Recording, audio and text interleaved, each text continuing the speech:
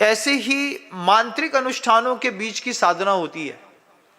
मैंने इसके पहले एक मंत्र अनुष्ठान दिया, उसमें मैंने नमक के त्याग की बात करी। एक शावक आकर के हमसे कहता है, महाराज जी हमने 1 महीने नमक छोड़ दिया था, फिर 1 महीने बूरा छोड़ दिया, फिर एक महीने हरी छोड़ दी। हमने कहा मैंने 6 महीने नमक त्याग की बात करी थी। बोले महाराज जी हमको लगा त्याग से मतलब होता है तो 1-1 महीने अपने हिसाब से छोड़ दिया। डॉक्टर ने प्रिस्क्रिप्शन में लिखा था कुछ, तुमने गोली खा ली कुछ, फिर बाद में आकर के बोलते हैं कि डॉक्टर किसी काम का नहीं है।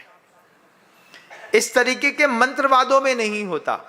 जो मंत्रवाद करने वाले, मंत्र के अनुष्ठान करने वाले साधक होते हैं, सबसे पहले उनकी शुद्ध बुद्धि होती है।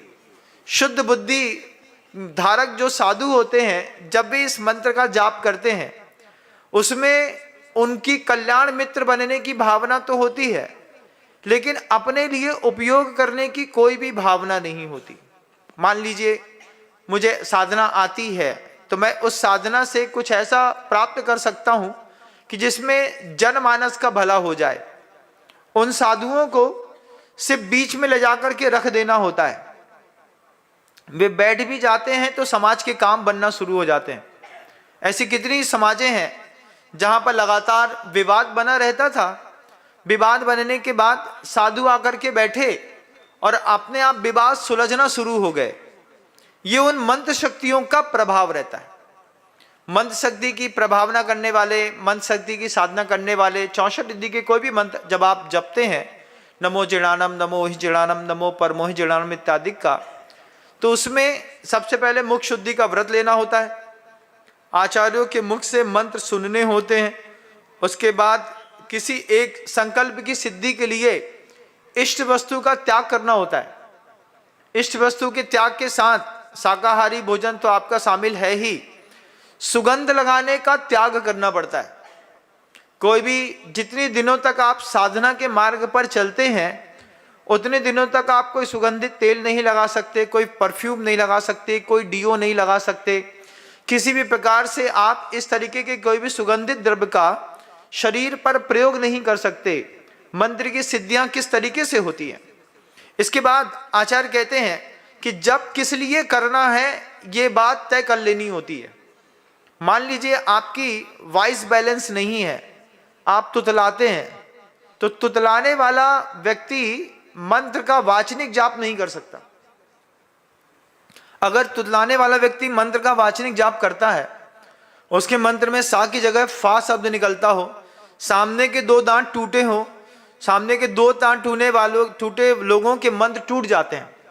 इसमें भी इन चीजों की प्रमुखता रख करके देखी जाती है।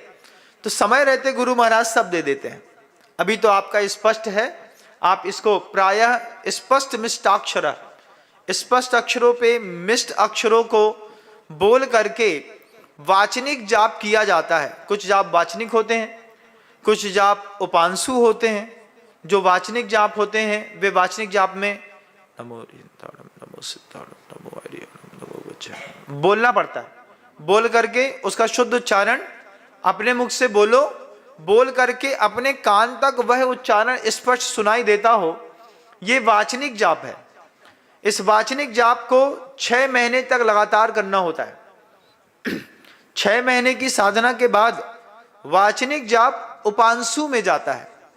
उपांशु होता है कैसा, जब आपके यहाँ जब महाराज आए और अचानक आप देख रहे हैं कि महाराज किसी एक ही चीज को ले रहे हैं, 2 कटोरी दे दी, तीसरी कटोरी में वो चीज खत्म हो गई। खत्म होने पर महिला से कैसे मांगती है, क्यों दाल बची क्या, ऐसा बोलते हैं ना धीरे से। उसमें आवाज जाती भी है और किसी को सुनाई भी नहीं देती। इसको कहते हैं उपांशु। तो जब पहले वाचनिक जाप करते हैं, उस वाचनिक जाप की 6 माह की स्थिति बनानी पड़ती है। 6 महीने तक आपका एक किसी संकल्पित वस्तु का त्याग रहेगा, आपके मुख शुद्धि के व्रत रहेंगे, आप अपशब्द नहीं बोलेंगे, शुद्ध भोजन करेंगे, सुगंध नहीं लगाएंगे, तब जाकर के आपका सबसे पहले ऑरा सही होता है। आपके ऑरे में आने के बाद सामने वाला व्यक्ति बिल्कुल सरेंडर मिलता है। वो क्या करेगा, कुछ लोग होंगे जाते ही साथ आदमी देखते हैं और भड़बड़ाने लगते हैं। कभी ऐसा हो जाता है उनके सामने कुछ मत कहना, उधर तक आवाज नहीं जानी चाहिए, लेकिन आवाज वहां तक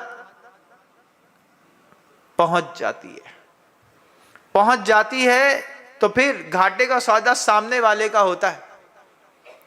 संत सताए तीनों नसें, बल बुद्धि और वंश, विश्वास न तो देख लो कौरव रावण कंस।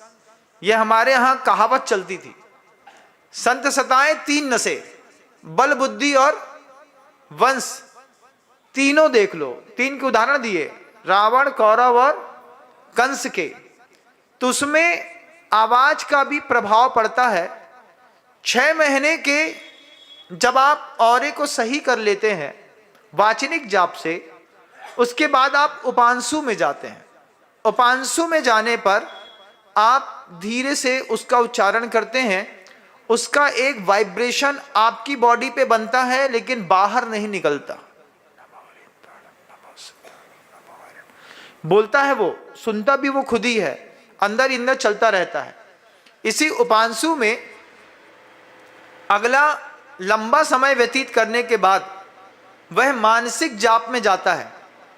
मानसिक जाप में जाने पर वह व्यक्ति अंदर ही अंदर मानसिक जाप पढ़ता रहता है। तब उसका मुंह बंद होता है, जिह्वा जो होती है वो अंदर ही अंदर हिलती है। जिह्वा जब अंदर ही अंदर हिलती है, उसका नमो अरिहंताणम बोलना है तो मुंह से नहीं बोल रहा है, उपांशु नहीं कर रहा है, लेकिन अंदर ही अंदर वो जिह्वा को हिला करके नमो अरिहंताणम पढ़ रहा है।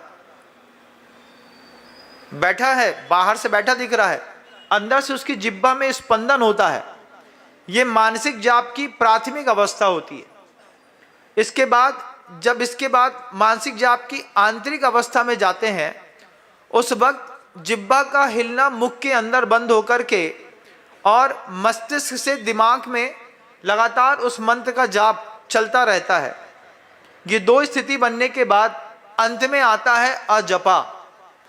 अजपा जो जाप होता है वो श्वास से लेते हैं, तो जैसे नमो अरिहंताणम का पंच परमेष्टि का जाप करते हैं, उस जाप को करते वक्त श्वास खींचे तो नमो अरिहंताणम, छोड़े तो सिद्धाणम, लिए तो आयरी याणम, छोड़े तो वज्जायणम, खींचने पर नमो लोए सब्ब साहुड़म।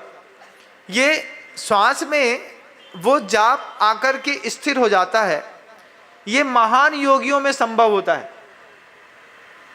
सामान्य योगी अजपा तक नहीं पहुंच पाते, लेकिन सामान्य गृहस्थ वाचनिक जाप का निर्दोष पालन करके, निर्दोष उसका श्रवण करके, दोनों की अपनी ताकत होती है।